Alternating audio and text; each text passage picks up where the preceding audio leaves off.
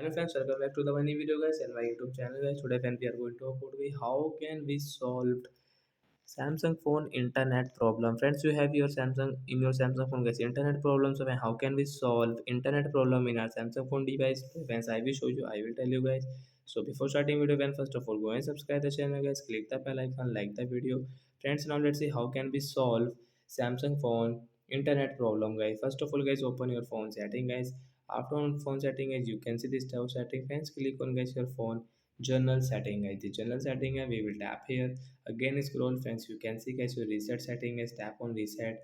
Guys click on reset network and guys tap on reset, again reset setting. After 4 and 5 seconds guys, your internet problem will solve and guys you can use guys phone internet problem. You can use guys your phone internet without any problem. After that guys, you have any problem, so guys don't worry guys, take a screenshot of your phone model number guys, send me on comment section. I will check, I will help you. Bye guys, thanks for watching the video guys.